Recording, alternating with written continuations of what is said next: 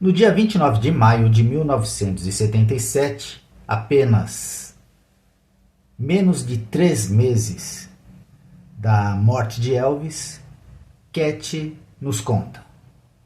A noite em que estreamos em Baltimore, numa enorme arena cheia de fãs aos gritos, foi o primeiro sinal público de que Elvis estava realmente doente.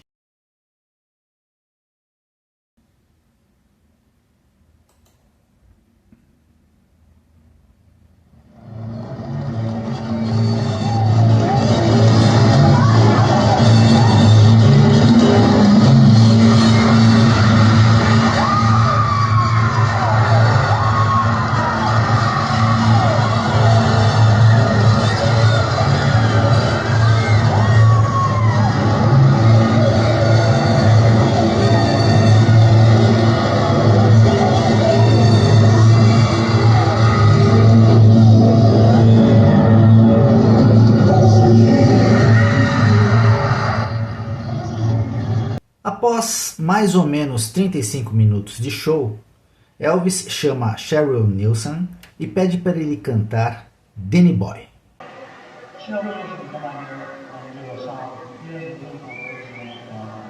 Danny Boy, song by Elvis. So, you know.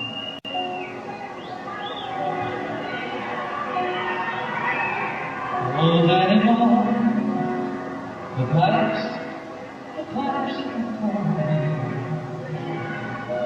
From land to land, and down from mountain to sun. The summer's gone, and all the roses are 'tis you must go, and I must mine. But for me,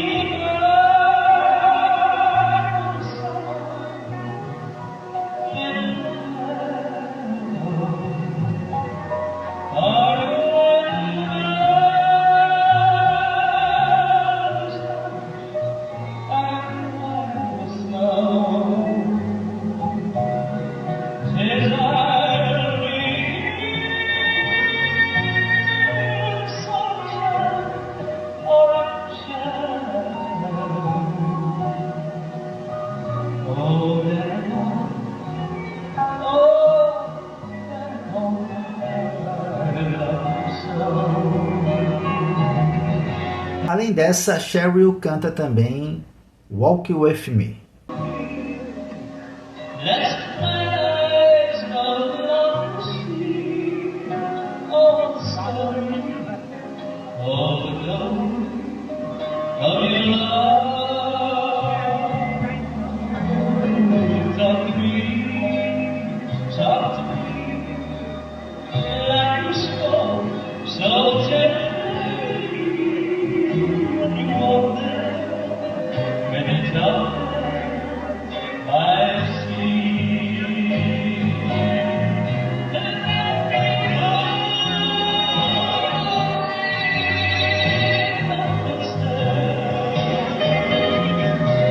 Então Elvis faz um pequeno pupurri e deixa o palco aos cuidados de J.G.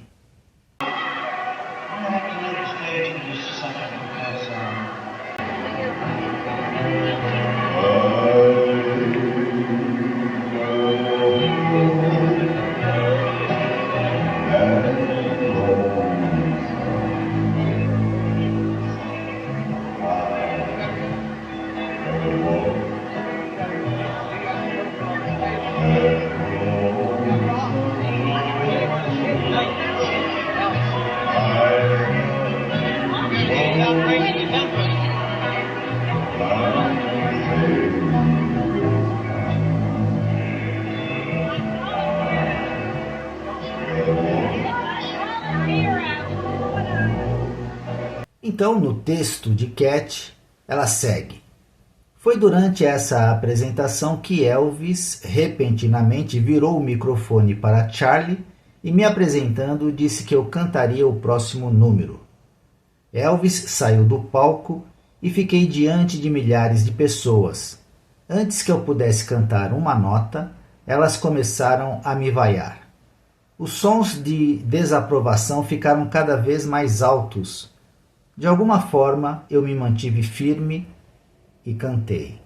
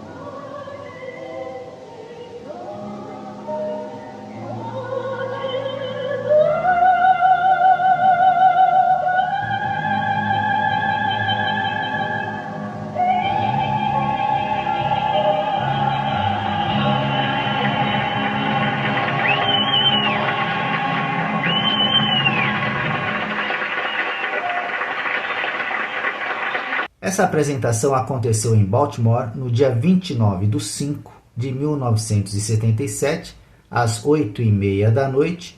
Elvis e sua banda estavam diante de 12.841 fãs. Esse show foi gravado audiência, ou seja, um fã gravou da audiência o show num daqueles gravadores portáteis. O nome do CD, Breakdown in Baltimore, algo como Colapso em Baltimore. Elvis e Cat. De Binghamton fomos para Baltimore, e foi lá que Elvis decidiu que devíamos permanecer os dois por algum tempo.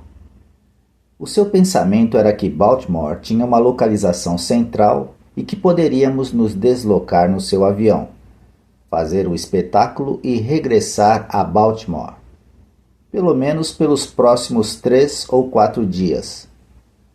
A noite em que estreamos em Baltimore, numa enorme arena cheia de fãs aos gritos, foi o primeiro sinal público de que Elvis estava realmente doente. Foi durante essa apresentação que Elvis repentinamente virou o microfone para Charlie e, me apresentando, disse que eu cantaria o próximo número. Elvis saiu do palco e fiquei diante de milhares de pessoas. Antes que eu pudesse cantar uma só nota, elas começaram a me vaiar. Os sons de desaprovação ficaram cada vez mais altos. De alguma forma, eu me mantive firme e cantei. Quando terminei a música, a multidão ovacionava de pé. Só conseguia pensar em Elvis e se ele estava bem. O que está acontecendo com ele? Achei que ele poderia estar tendo um problema cardíaco na época. A People Magazine comentou em sua próxima edição que uma soprano clássica substituiu Elvis por um curto período de tempo e, através de talento e equilíbrio, reconquistou o público. Mas eu não conseguia nem ouvir a ovação clamorosa deles. Eu só conseguia pensar em Elvis. Ele estava bem? Na noite anterior, em seu quarto, ele havia perdido a consciência enquanto arfava, tentando recuperar o fôlego. Se Elvis pedisse ajuda, eu me perguntava se alguém o levaria a sério. Eles não tinham feito isso na noite anterior. Depois que cantei, Cheryl Nielsen, do trio The Voice, cantou e depois houve vivas e aplausos. Elvis Presley estava de volta ao palco, grande como a vida, e terminou o show exibindo sua antiga energia e voz forte. O público pode ter ficado surpreso, mas eu estava em estado de choque e, claro, mais do que feliz por algum tipo de milagre ter acontecido. Embora Elvis tenha passado noites agitadas e dolorosas, ele conseguiu, de alguma forma, subir no palco e se apresentar.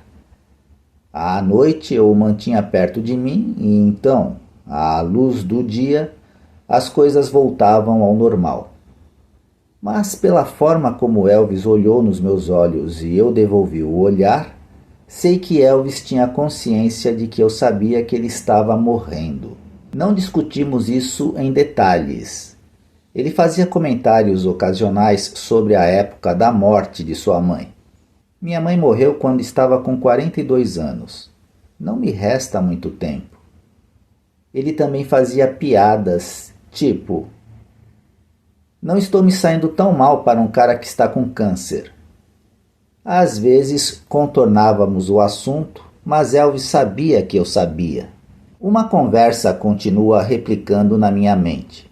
Foi em Baltimore e eu estava colocando de lado o banana split que ele queria, mas não conseguia comer. Elvis estava sentado na cama. De repente, ele começou a se perguntar em voz alta: do que se trata, Cat? Eu me virei e, ao olhar para ele, percebi o quão sério ele se tornou de repente. O que você quer dizer com do que se trata? Você está falando sobre a vida, nós? O quê? Ele repetiu, desta vez bem devagar, enfatizando cada palavra. Do que se trata? Ele tinha traços de sorriso, mas eu sabia que aguardava por uma resposta sincera e relevante. Pensei um pouco na questão e então eu disse: bem, acho que faz parte da conscientização de cada um. Ele riu e respondeu: você é igual a mim, Cat. Você é igual a mim. Essa é a resposta que eu teria dado. Talvez tenha sido a resposta que o próprio Elvis me ensinou a dar. Então, ele ficou sério novamente. Eles não percebem que nós somos apenas humanos? Achei estranho que ele me incluísse, que dissesse nós em vez de eu. E fiquei ali sentada pensando em quantos problemas foram criados com pessoas que esperavam que eu fizesse milagres simplesmente porque trabalhava com ele. Elvis falou novamente. Eles não sabem que nós somos apenas humanos? Ele balançou sua cabeça. É difícil viver de acordo com esse tipo de imagem. Elvis respirou fundo, olhou fundo nos meus olhos e disse: tudo isso e isso não me faz feliz. Não faz ninguém feliz. Você sabe disso e eu sei disso. E você e eu sabemos o que faz. Eu sabia que era Deus, amor e saúde. Ele sabia que o que ele tinha não era o que importava. Então Elvis ficou taciturno novamente. Como eles vão se lembrar de mim? Eles não vão se lembrar de mim. Nunca fiz nada duradouro. Nunca fiz um filme clássico como queria. Segurei sua mão e disse: Acho que você já fez isso. Mas senti sua decepção imediata e rapidamente acrescentei: Mas há sempre uma nova meta. Há sempre uma nova meta, enfatizei. Ele acenou com a cabeça, concordando. Conversamos sobre alguns de seus planos. Elvis sempre soube que poderia ter sido um ator fantástico e nunca gostou dos papéis que desempenhou em mais de 30 filmes. Um de seus objetivos era encontrar tal papel, encontrar um filme que, como ele disse, me estabelecesse como um ator confiável. Outro de seus objetivos era uma autobiografia que sempre quis escrever. Eu poderia começar o livro, eu tenho até o título. Vou chamá-lo de Através dos Meus Olhos. O que você acha disso? Concordei que escrever um livro seria uma ideia maravilhosa e que ele deveria fazer. Então ele mudou abruptamente de assunto. Minha missão na vida é fazer as pessoas felizes com a música. E nunca vou parar até o dia da minha morte. Durante aquela turnê, subir ao palco todas as noites foi muito difícil. Dormia pouco porque Elvis estava muito inquieto. Por diversas vezes achei que ele estava morrendo no meio da noite, o que se tornou um pesadelo absoluto. Sinceramente, não sei de onde ele arrancava forças para fazer seu show. O estranho é que ele tomava pouquíssima medicação na época. Achei que alguém deveria levá-lo para um hospital, mas Elvis recusou-se a ir. Ele estava determinado a não morrer em um hospital. Final da parte 2 do capítulo 12. Muito obrigado aos amigos que estão colaborando para a manutenção deste canal. E o meu agradecimento hoje é para a amiga Rita da Silva Gabardo.